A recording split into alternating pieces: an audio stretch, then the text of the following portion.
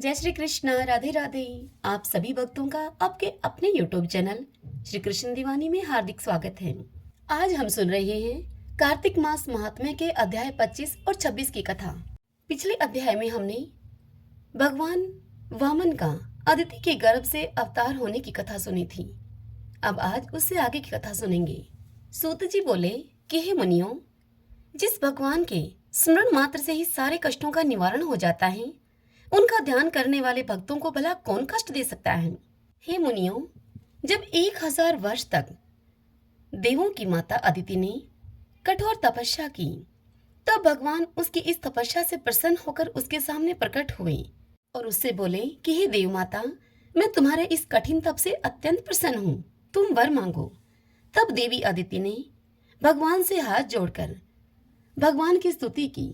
अदिति की स्तुति को सुनकर विष्णु भगवान ने कहा कि हे देव माता, हम स्वयं ही तुम्हारे यहाँ जन्म लेकर तुम्हारे पुत्रों की रक्षा करेंगे। तदंतर समय आने पर अदिति ने शंख, चक्र, गदा, पद्म और कमंडल धारण किए हुए सहस्त्रों सूर्यों के समान तेज वाले कमल नयन पीतांबरधारी मुनियों के द्वारा स्तुति किए जाने योग्य सत्यों के नाश करता भक्त वत्सल वामन भगवान को बाल रूप में देखा। जब कश्यप आदि ऋषियों ने भगवान की स्तुति की, तब भगवान उनसे बोले कि हे पिताश्री, हम प्रसन्न हैं, आपका कल्याण हो, आपके समस्त मनोरथ पूर्ण हो। इतना कहकर भगवान ने बाल रूप धारण कर लिया। उधर राजा बलि एक बड़ा यज्ञ कर रहा था, जिसके आचार्य दैत्य गुरु शुक्राचार्य थे। उस यज्ञ में हवि ग्रहण करने के लिए लक्ष्मी जी के सहित भगवान विष्णु का आह्वान किया गया। उसी समय ब्रह्मचारी के रूप में भगवान विष्णु वहां पर आ गए। भगवान को इस रूप में आया हुआ देखकर दैत्य गुरु शुक्राचार्य ज्ञान दृष्टि से उनको पहचान गए और फिर राजा बलि से वह बोले कि हे राजा बलि, यह भगवान विष्णु वामन रूप धारण करके यहाँ पर आए हैं। इस कथा को सुनाते हुए नारद जी राजा पृथु से कहते हैं कि हे राजन, दैत्य गुरु शुक्राचार्य ने वामन भगवान को पहचान कर राजा बलि से कहा कि हे महाराज, यह स्वयं भगवान विष्णु हैं, जिन्होंने अदिति के गर्भ से जन्म लेकर तुम्हारा राज्य प्राप्त करने के लिए ही वामन अवतार धारण किया है। यह तुम्हारे यज्ञ में दान की इच्छा से आए हैं, मगर तुम इन्हें दान मत देना, अन्यथा तुम्हारा विनाश निश्चित है। लेकिन राजा बलि ने अपने गुरु शुक्राचार्य की एक बात भी न सुनी और मंडप में जाकर अर्घ्य देकर उसने वामन भगवान का यथोचित आदर सत्कार किया और फिर हाथ जोड़कर बोला कि हे नाथ, आपके दर्शन पाकर मैं कृतार्थ हो गया। अब कृपा करके आप आज्ञा दें कि मैं आपकी क्या सेवा करूं। तब भगवान वामन बोले कि हे राजन, इस पृथ्वी पर तुम्हारा अधिकार है, अतः हमें तप करने के लिए 3 पग भूमि दो तुम। यह सुनकर राजा बलि हंसकर उनसे बोला कि हे बटुक, यह तुमने क्या मांगा? धन मांगा होता हमसे, शहर मांगा होता, गांव या फिर हाथी घोड़े मांगे होते। यह सुनकर वामन भगवान बलि से बोले कि हे राजा बलि, भूमि दान से उत्तम कोई दान नहीं है, अतः हे दानवीर, मुझे मात्र 3 पग भूमि दे दो। वामन भगवान ने राजा बलि को काफी समझाया, तब जाकर वह गंगा सागर लेकर भूमि देने का संकल्प करने को तैयार हो गया। शुक्राचार्य जी नहीं चाहते थे कि राजा बलि भूमि दान देने का संकल्प ले, इसलिए अपने तपोबल से अपना सूक्ष्म रूप बनाकर शुक्राचार्य गंगा सागर की टोटी में जाकर जल रोककर बैठ गए, जिससे कि राजा बलि को संकल्प लेने में असुविधा हो रही थी, क्योंकि दैत्य गुरु शुक्राचार्य भांवरे का रूप बनाकर जल के अंदर जल को रोककर बैठे हुए थे। इसलिए वामन भगवान शुक्राचार्य की इस चाल को समझ गए और उन्होंने एक तेज नोक वाली कुशा लेकर गंगा सागर की टोटी के छिद्र में डाल दी। उस तीखी कुशा से शुक्राचार्य की एक आंख फूट गई। पीड़ा होने के कारण उनके छटपटाने से राजा की अंजलि में जल आ गया। राजा बलि ने संकल्प अपना पूरा किया। तभी भगवान वामन विराट रूप लेकर ब्रह्मालोक तक बढ़ गए और 2 पगों में ही उन्होंने अपना सारा ब्रह्मांड नाप लिया। भगवान के चरण का अंगूठा लगते ही ब्रह्मांड टूट गया और फूटे हुए स्थान से जल रिसने लगा। रिसते हुए उस जल से भगवान विष्णु का पांव धोया गया। अब वही निर्मल जल लोक पावन जलधारा का रूप हुआ। वही लोक पावन जल ब्रह्मा आदि देवताओं को पवित्र करता हुआ सप्त मुनियों से सेवित सुमेरु पर्वत पर पड़ा और गंगा के नाम से विख्यात हो गया। इस प्रकार पतित पावनी गंगा जी की उत्पत्ति हुई, जिसके स्नान एवं स्मरण मात्र से जन्म जन्मांतर के समस्त पाप नष्ट हो जाते हैं। यह दृश्य देखकर समस्त देवता और ऋषिगण भगवान की स्तुति करते हुए बोले कि हे अनंत मूर्ति, हे जगत संचालक, परमपिता और सबके स्वामी, आपको नमस्कार है। इस प्रकार की स्तुति को सुनकर भगवान ने सभी देवताओं को उनका अपना अपना स्थान सौंप दिया और राजा बलि को रसातल में भेजते हुए उसे वरदान दिया कि अग्नि में बिना मंत्रोच्चारण के हवन किया जाएगा।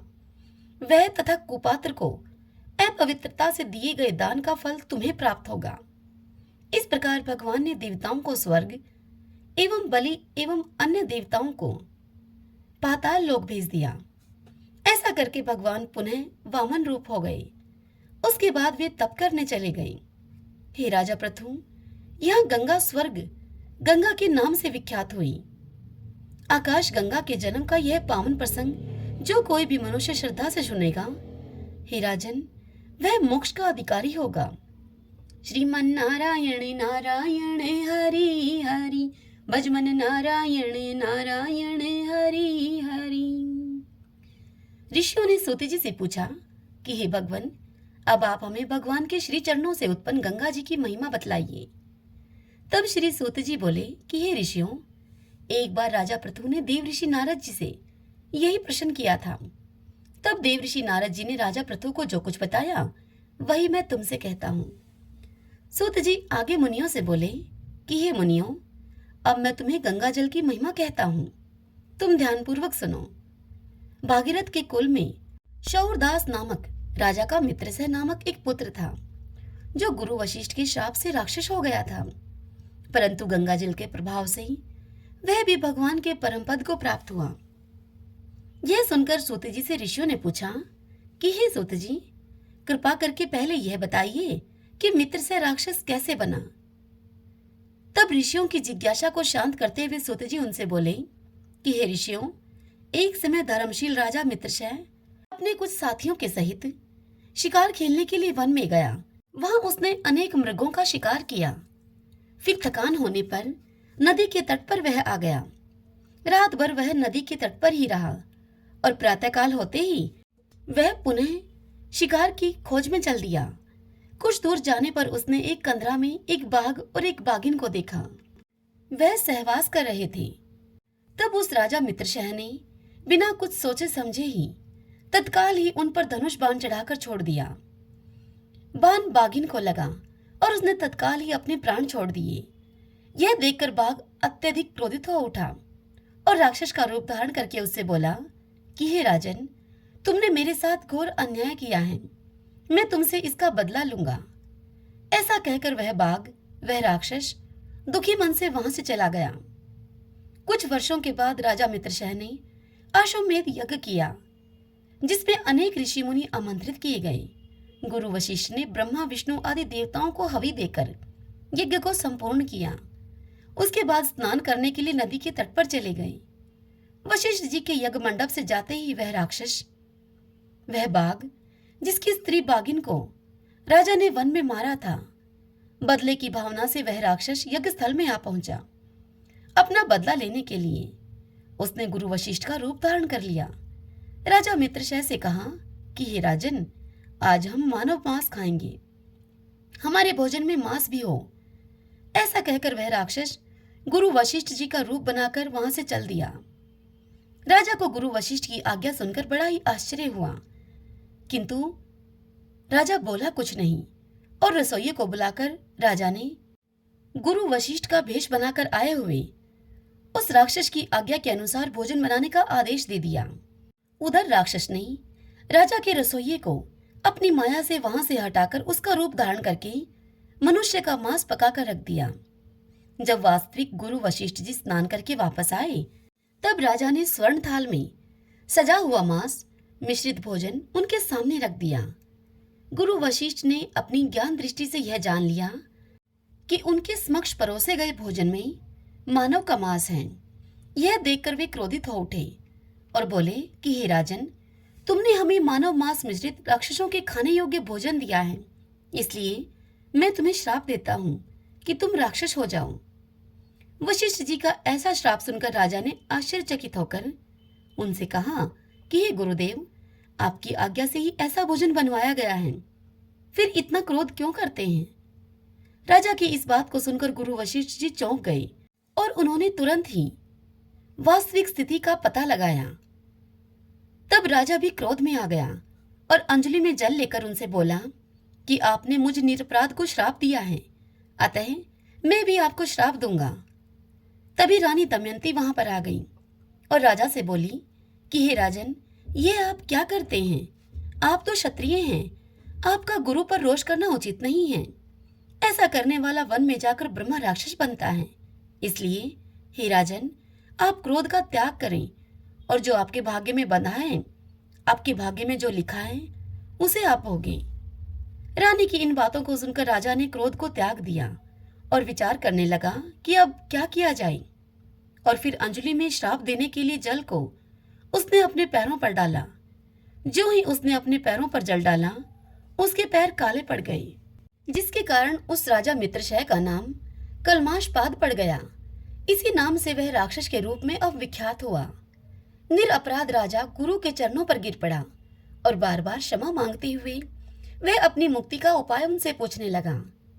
तब गुरु वशिष्ठ ने राजा से कहा कि यह पाप अनजाने में हुआ है उनसे, इस कारण से मेरे श्राप का प्रभाव 12 वर्ष तक रहेगा तुम पर।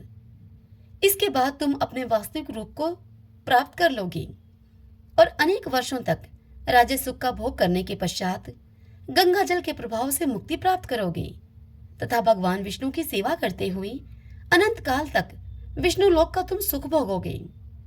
ऐसा आशीर्वाद राजा को देकर गुरु वशिष्ठ अपने आश्रम को चले गए। अब वह राजा राक्षसी देह धारण करके निर्जन वनों में भटकने लगा। कई वर्षों तक कष्ट भोगता हुआ वह राक्षस एक दिन नर्मदा नदी के तट पर आया और वहीं पर रहने लगा। वहीं पर मांस भक्षण करता हुआ वह जहां तहां विचरता रहता। वहां विचरते हुए एक दिन उसने एक मुनि को उसकी पत्नी के सहित रमण करते हुए देखा। वह राक्षस भूख से व्याकुल था, अतः उसने भूखे शेर की भांति उन दोनों को झपटकर पकड़ लिया। मुनि की पत्नी ने जब अपने पति को राक्षस के हाथों में देखा तो वह राक्षस रूपधारी राजा से विनय पूर्वक कुछ इस प्रकार बोली। वह मुनि की पत्नी बोली कि आप वास्तव में राक्षस नहीं हैं, बल्कि सूर्य कुल में उत्पन्न हुए राजा मित्र से हैं।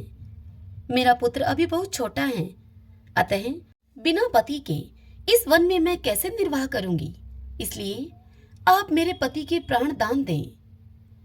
प्राण दान देने से बढ़कर संसार में अन्य कोई दान नहीं है। लेकिन उस राक्षस पर उस मुनि की पत्नी की बातों का कोई प्रभाव नहीं हुआ और वह उसे उसी प्रकार से खा गया जिस प्रकार व्याघ्र मृग के बच्चे को पकड़कर खा जाता है। तब मुनि की स्त्री बहुत ही दुखी हुई और उसने उसे श्राप देते हुए कहा कि तुमने मथुन करते हुए मेरे पति को मारा है, इसलिए जब भी तुम मथुन करोगे तुम मृत्यु को प्राप्त होकर पुनः राक्षस योनि को प्राप्त करोगे। इस प्रकार एक साथ 2 श्राप सुनकर राक्षस कलमाशपाद भी क्रोधित हो उठा और वह बोला कि हे ऋषि पत्नी, तुमने मेरे एक अपराध के लिए 2 श्राप दिए हैं, इसलिए तुम भी पिशाचनी बन जाओ। उसके इतना कहते ही वह स्त्री पिशाचनी हो गई और भूख प्यास से व्याकुल होकर वह उसी वन में भटकने लगी। सूत जी इस कथा को सुनाते हुए ऋषियों से आगे कहते हैं कि हे मुनियों, इस प्रकार वह पिशाचनी और राक्षस दोनों घूमते घामते नर्मदा नदी के तट पर जा पहुंचे और एक वट वृक्ष के नीचे आकर ठहरे। जिस वृक्ष के नीचे आकर वह ठहरे उस पर गुरु की निंदा करने वाला एक ब्रह्मा राक्षस रहा करता था। उन्हें देखकर वह राक्षस बोला कि तुम कौन हो और किस पाप के कारण इस दशा को प्राप्त हुए हो। तब राजा मित्रशह ने उसे अपने और पिशाचनी के बारे में सारा वृत्तांत बताया और अंत में उसे कहा कि अब आप अपने विषय में बताइए। यह सुनकर वह ब्रह्म राक्षस बोला कि हे मित्र, बहुत समय पहले मैं मगध देश में परवीन सोमदत्त के नाम से एक ब्राह्मण था। मैंने एक दिन अपने आप को बहुत बड़ा विद्वान जानकर अभिमानवश अपने गुरु का अपमान कर दिया। उसी पाप के कारण मैं इस योनि को प्राप्त हुआ हूँ। इस जन्म में भूख से पीड़ित होकर मैंने अनेक ब्राह्मणों का वध किया है। गुरु का अपमान करने से प्राणी को निश्चय ही ब्रह्मा राक्षस की योनि प्राप्त होती है। यह बात मैंने भली भांति जान ली है। हे मित्र, यद्यपि हम राक्षस हैं और भूख प्यास से पीड़ित भी रहते हैं, परंतु शास्त्रों में कहा गया है कि गुरु महिमा के वर्णन से भी कल्याण होता है, इसलिए मैं इसका वर्णन करता हूँ।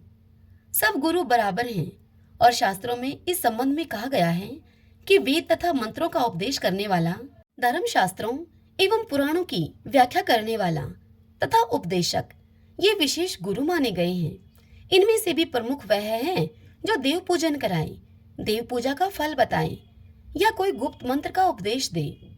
हे मित्र, मैंने धर्म, अर्थ, काम और मोक्ष प्रदाता सभी पुराण गौतम मुनि से सुने हैं।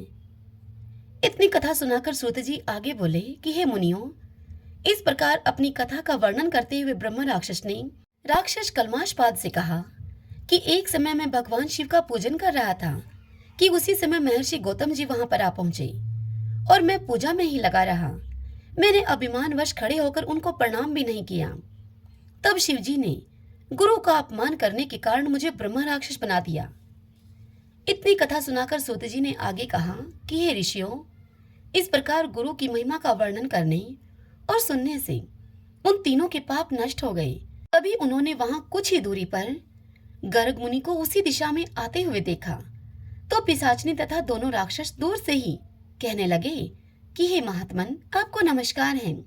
हमने कितने ही ब्राह्मण खा डाले हैं, परंतु महादेव जी का स्मरण करने के कारण आप सुरक्षित हैं। यह सुनकर गर्ग मुनि ने अपने कमंडल से तुलसी युक्त गंगाजल लेकर उन पर छिड़का। हे ऋषिगणों, जल का स्पर्श होते ही वे तीनों राक्षस योनि से मुक्त होकर देवरूप हो गए। ब्राह्मणी एवं सोमदत्त विष्णु रूप होकर गर्ग मुनि की स्तुति करने के बाद विष्णुलोक को चले गए। उन दोनों के बैकुंठ गमन के बाद शाप मुक्त होकर राजा मित्रसेन भी सोच में पड़ गए। उन्हें इस प्रकार सोच में निमग्न देखकर गुप्त रूप से सरस्वती जी ने उनसे इस प्रकार कहा कि हे राजन, तुम किसी प्रकार की चिंता मत करो। राज सुख भोगने के बाद अंत में तुम्हें भी विष्णुलोक की प्राप्ति होगी। सरस्वती जी के ऐसे वचनों को सुनकर अब राजा मित्रसेन प्रसन्न हो गया। उसकी सभी शंकाएं दूर हो गई। तत्पश्चात उसने अपने गुरु का स्मरण किया और गर्ग मुनि को प्रणाम किया तथा गंगा जी की स्तुति की। फिर भगवान विष्णु का स्मरण करता हुआ वह काशी की ओर चल दिया। काशी में वह 6 माह तक रहा और नित्य प्रतिदिन गंगा जी में स्नान करके और विश्वनाथ भगवान का पूजन करके उनका गुणगान करते हुए आनंद को प्राप्त करता रहा। तत्पश्चात वह प्रसन्नता पूर्वक अपने राज्य में आया। तब गुरु वशिष्ठ ने उसका अभिषेक करके उसने राजा के पद पर अभिषिक्त किया। अतः वह अब राजा बन गया और उसके बाद अनेक वर्षों तक राज सुख भोगने के बाद राजा मित्रसेन अंत में मोक्ष को प्राप्त हुआ।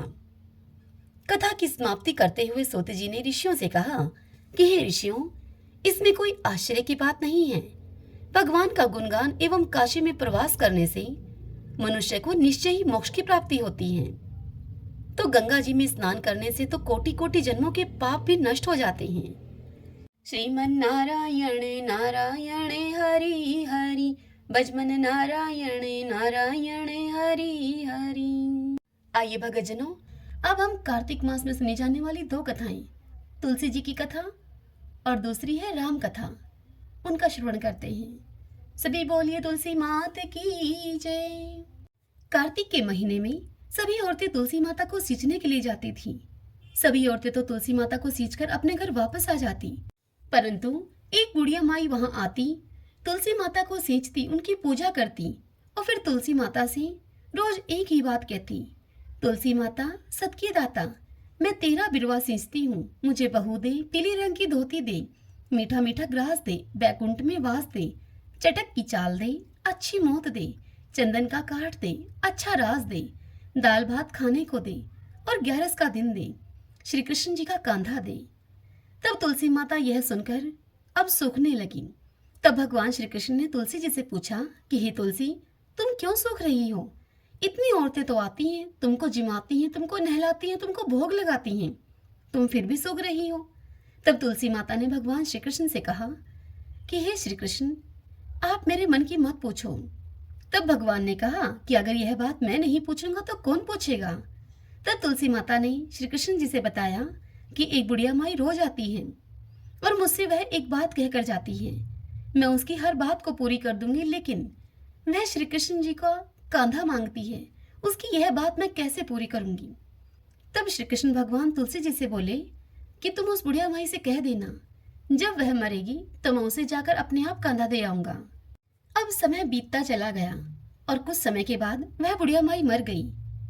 जब वहां गांव के लोग इकट्ठे होकर उस बुढ़िया माई को लेकर जाने लगे तो वह बुढ़िया माई इतनी भारी हो गई कि वह किसी से भी न उठी। तब भगवान वहां बूढ़े ब्राह्मण का वेश धारण करके गए और वहां खड़े हुए लोगों से पूछने लगे कि क्या बात है भाई, इतनी भीड़ क्यों है।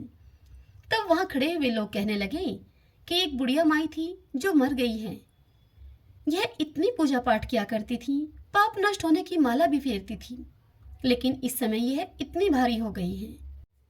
तब बूढ़े ब्राह्मण के वेश में भगवान श्री कृष्ण उन लोगों से कहने लगे कि भाई, मुझे इसके कान में एक बात कहने दो, फिर यह हल्की हो जाएगी। तब वह भीड़ में खड़े लोग कहने लगे कि भाई, तुम भी अपना प्रयास करके देख लो। इतना कहने पर भगवान श्री कृष्ण उस बुढ़िया माई के पास गए और उसके कान में कुछ यूं बोले। भगवान श्री कृष्ण ने बुढ़िया के कान में कहा कि बुढ़िया माई, अपने मन की निकाल ले, पीतांबर की धोती ले, मीठा मीठा ग्रास ले, बैकुंठ का वास ले, चटक की चाल ले, चंदन का काठ ले, झालर की झनकार ले, दाल भात जीम ले और श्री कृष्ण जी का कांधा ले। यह बात सुनकर अब बुढ़िया माई हल्की हो गई। उसे भगवान श्री कृष्ण अपने कंधे पर ले गए और अंत में बुढ़िया माई को मुक्ति मिल गई। हे तुलसी माता, जैसे आपने उसकी मुक्ति की वैसे ही हमारी भी करना। हे भगवान श्री कृष्ण, जैसे आपने बुढ़िया माई को कांधा दिया वैसे ही आप हमें भी देना। इस कथा को कहते सुनते हुंकारा भरते सब पर अपनी कृपा करना। सभी बोलिए श्री रामचंद्र भगवान की जय। भगवान श्री राम, लक्ष्मण और सीता जी पिता दशरथ जी की आज्ञा पालन करने के लिए वनवास को चले। रास्ते में सारे तीर्थ, गंगा, जमुना, गोमती वगैरह, उन सभी तीर्थों में उन्होंने तर्पण किया। वन में फल फूल कंदमूल खाकर उन्होंने जीवन यापन किया। कार्तिक माह एकम को राम जी की आज्ञा से लक्ष्मण जी कंदमूल तोड़कर लाए और सीता जी के आगे रख दिए। सीता जी ने उनकी 4 पत्तलें बनाई। तब लक्ष्मण जी पूछने लगे कि माता जी, आपने 4 पत्तलें किसके लिए बनाई हैं। तब सीता जी लक्ष्मण जी से बोली कि एक पत्तल राम जी की, एक पत्तल लक्ष्मण जी की, एक पत्तल गौ माता की और एक पत्तल मेरी। राम और लक्ष्मण जी ने अपनी अपनी पत्तलें उठा ली और एक गौ माता के आगे रख दी। सीता जी ने अपनी पत्तल नहीं उठाई और न ही गौ माता ने। राम जी ने सीता जी से पूछा कि आपने फलाहार क्यों नहीं किया। तब सीता जी ने श्री रामचंद्र जी से कहा कि मेरा तो राम कथा कहने का नियम है, राम कथा कहने से पहले मैं फलाहार नहीं करूंगी। तब राम जी ने कहा कि राम कथा मुझे सुनाओ। तब सीता जी बोली कि आप तो हमारे पति देव हैं, आपको राम कथा भला मैं कैसे सुनाऊं। तब लक्ष्मण जी बोले कि माता जी, तब तो आप यह राम कथा मुझे सुनाइए। तब सीता जी बोली कि आप तो शादीशुदा मेरे देवर हैं, औरतों की बातें औरतें ही जाने। तब लक्ष्मण जी सोचने लगे कि वन में औरतें कहां से आएंगी। तब लक्ष्मण जी ने धरती पर माया नगरी बसा दी। उस नगरी में सभी चीजें जैसे कि महल, मालिया, बर्तन, कपड़ा, काम करने की सभी चीजें सोने की थीं। उस नगरी का नाम सोने की नगरी रख दिया। इस सोने की नगरी में आदमी और औरत सभी को काफी गर्व था, काफी घमंड करते थे वे लोग। कोई भी व्यक्ति गरीब नहीं था। राजा से लेकर भंगी तक घरों में पागल थे। सीता जी कुएं पर गई। वहां पनिहारियां पानी भरने आई हुई थी। उनका मटका, झालर और ईंधनी तीनों ही सोने की थी। सीता जी कुएं पर बैठी हुई औरतों से राम राम बोली, पर किसी भी औरत ने उनकी राम राम का कोई उत्तर न दिया, क्योंकि वे तो सब घरों में डूबी हुई थी। थोड़ी ही देर के बाद एक डाबड़ी वहां आई और सीता जी ने उसे भी राम राम किया और फिर सीता जी उसे बोली कि तुम हमारी राम कथा सुन लो। तब वह डाबड़ी सीता जी से बोली कि आपकी राम कथा मैं नहीं सुनती, मैं तो अपने घर को जा रही हूँ। सीता जी बोली उसे कि मेरे राम लक्ष्मण भूखे हैं। यह सुनकर डाबड़ी बोली कि कौन से राम लक्ष्मण, मैं तो घर को जाती हूँ, मुझे तो मेरी माँ बुला रही है। इतना कहकर वह डाबड़ी अपने घर को चली गई। यह देखकर सीता जी को बहुत गुस्सा आ गया। पूरी सोने की नगरी पीतल की हो गई। डावड़ी की माँ ने पूछा, जेवर मटका इंडनी सब खोटा कहाँ से कर लाई? तब डावड़ी ने कहा कि मुझे तो पता नहीं, मैं तो जो पहने हुए थी वही लेकर आई हूँ। पर कुएं पर एक सुंदर सी तपस्विनी बैठी हुई है। उसने मुझसे कहा कि मेरी राम कथा सुनो, परंतु मैंने तो मना कर दिया। जिससे उसने कुछ टोटका मुझ पर कर दिया हो तो मालूम नहीं। यह सुनकर उसकी माँ बोली कि जाओ, उसकी राम कथा सुनकर आओ। वो तपस्वी नहीं है, वो तो सीता जी हैं। तुम वापस जाओ, अपने घर में रिद्धि सिद्धि हो जाएगी। अपनी तो पूरी नगरी ही पीतल की हो गई है। तब यह सुनकर वह डाबड़ी बोली कि मैं तो वापस नहीं जाती। इतने में ही बेटे की बहू आ गई। उसने कहा कि आपकी आज्ञा हो तो मैं सीता जी के दर्शन कराऊं और राम कथा भी सुनाऊं। तब सासू जी बोली कि जा बेटी, सीता जी की राम कथा सुन के आ। गहना कपड़ा सब पीतल का ही पहन कर जा। बहू अब कुएं पर जाकर बैठ गई। खाली मटका पानी से भरे और फिर खाली कर दे। यह देखकर सीता जी उसको बोली कि तुम्हारे घर में कोई कामकाज नहीं है क्या? यह सुनकर बहू बोली कि माता जी, मैं तो सब कार्य निपटा कर आई हूँ। तब सीता जी बोली कि तूने मुझे माता कहा है। यह सुन मेरा मन खुशी से हर्षित हो रहा है। अगर समय हो तो मेरी राम कथा सुन ले। यह सुनकर वह बहू बोली कि माता जी, आप राम कथा सुनाइए। आपकी राम कथा सुनकर ही मैं घर को जाऊंगी। और फिर बहू कहने लगी, चंदन की चौकी मोतियों का हार, राम कथा हमारे गले का हार। राम ध्याऊं राम मनाऊं, राम कहे तो परदेश जाऊं। तब सीता जी ने उस बहू से कहा कि बहू, तूने मेरी इज्जत रखी है, भगवान तेरी इज्जत रखेंगे। हमारी मृत्यु लोक में तूने सहायता की है, भगवान तेरी स्वर्गलोक में सहायता करेंगे। सीता जी ने फिर राम कथा कहनी शुरू कर दी और बहू राम कथा सुनने लगी। आओ राम बैठो राम, जल भरी झारी लाई राम। कीकर की दातुन लाई राम, ठंडा जल भर लाई राम। सब परिवार पधारो राम, जुगला टोपी पहनो राम। कड़ा की लंगी पहनो राम, मक्खन मिश्री खाओ राम। मक्खन मिश्री खाओ राम। स्वर्ण सिंहासन लाई राम, स्वर्ण सिंहासन बिराजो राम। झालर टिकारो लाई राम, झालर टिकारो बजाऊं राम। शंख ध्वनि लाई राम, झुक झुक पांव में लागू राम। निरखता रहो मन मोहे राम, शरण अपनी ले लो राम। दूध कटोरा लाई राम, सीता चरण दबाए राम। सुखवर से सो राम, झालर पंखा ढोलो राम। हमें राम तुम्हें राम, रोम रोम में बसो श्री राम। घट घट में बिराजो राम, मुख में तुलसी बोलो राम। खाली बैठे क्या काम, जब बोलो जब राम ही राम। बोलो पंछी राम ही राम, पूर्ण होई सभी काम। मेवा चिरंजी लाई राम, रुच रुच भोग लगाओ राम। खट्टा मीठा चखो राम, चरखा परखो लाई राम। चरखा परखा चखो राम, जो भाए सो ले लो राम। मन में धोखा रखना ना राम। राम कथा अब पूर्ण हुई। तब सीता जी बोली, तुमने हमारी राम कथा सुनी है, हमारी सहायता की है। तुमने हमारे भूखे राम लक्ष्मण को खाना खिलवाया है। भगवान तुमको सातों स्वर्ग का सुख देगा। सीता माता का आशीर्वाद लेकर बहू अपने घर को जाने लगी तो सीता जी ने अपने गले का हार उतार कर उस बहू को पहना दिया।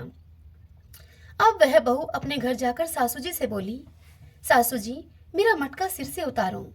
तब सासू जी बोली कि हे बेटी, हीरा पन्ना का गहना, कपड़ा, मटका और ये सिर की झालर इंडनी हीरे से जगमगा रही हैं। ये सभी चीजें तू कहाँ से लाई है? राजा जी सुनेंगे तो हमें दंड देंगे। तब वह बहू बोली कि मैं तो सीता जी से उनकी राम कथा सुनकर आ रही हूँ, उनकी कृपा से ये सब हुआ है। तब सासू जी बोली कि ठीक है, तुम रोज राम कथा सुनकर आया करो। अब वह बहू रोज सीता जी के पास राम कथा सुनने के लिए जाने लगी। सुनते सुनते उस बहू को राम कथा को 1 वर्ष गुजर गया। तब बहू ने कहा कि सीता जी, कहानी का उद्यापन बताओ। तब सीता माता बोली, 7 लड्डू 1 नारियल लेना और फिर उनके 7 भाग करना। 1 भाग मंदिर में चढ़ाना, मंदिर बनाने के जितना तुम्हें पुण्य फल मिलेगा। 1 भाग तालाब में चढ़ाने से तालाब खुदवाने के जितना धर्म होगा। 1 भाग भागवत पर चढ़ाने से भागवत सुनने का पूर्ण फल मिलेगा। एक भाग तुलसी पर चढ़ाना। तुलसी पर चढ़ाने से तुलसी की शादी करने के जितना पुण्य फल मिलेगा, एक भाग कुंवारी कन्या को देने से कन्यादान करने का फल मिलेगा, एक भाग ब्राह्मण को देने से ब्राह्मण को खाना खिलाने के जितना पुण्य फल मिलेगा, एक भाग सूर्य भगवान को चढ़ाने से 33 करोड़ देवी देवताओं को भोग लगाने के जितना फल मिलेगा। अब बहू जल्दी जल्दी अपने घर को गई, 7 लड्डू और एक नारियल लाई। उसके 7 बराबर भाग किए, एक भाग मंदिर में, एक भाग तालाब में, एक भाग भागवत में, एक तुलसी में, एक कन्या को, एक ब्राह्मण को, एक सूर्य भगवान को चढ़ाया। सूर्य भगवान को चढ़ाने से 33 करोड़ देवी देवताओं ने भोग लगा लिया। अब वह बहू फिर सीता जी के पास आई और उनसे बोली, माता जी, मैंने सबका उद्यापन कर दिया। तब सीता जी बोली कि अच्छा बहू, अब तुम बैठ जाओ, 7 दिनों के बाद बैकुंठ धाम से विमान आएगा। 7 दिनों के बाद ही बैकुंठ धाम से विमान रिमझिम करता आया। तब वह बहू बोली कि सासू जी, विमान आया है, आप भी चलो।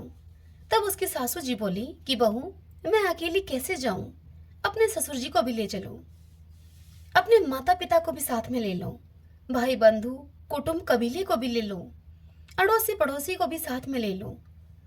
तब बहू ने सभी को विमान में बिठा लिया। विमान फिर भी खाली रहा। इतने में उसकी नंद आई और बोली कि भाभी, मुझे भी विमान में बिठा लो। माता जी ने देखा तो विमान में जगह ही नहीं है। बहू सीता जी से बोली कि माता जी, हमारी नंद रानी को भी बिठाओ। तब सीता जी उसको बोली कि तुम्हारी नंद घमंड से भरी हुई है और हमारा विमान कच्चे धागे से बना हुआ है, यह विमान टूट जाएगा। नंद बोली कि भाभी जी, मैं यहाँ अकेली रहूंगी तो सांप बिच्छू मुझे खा जाएंगे।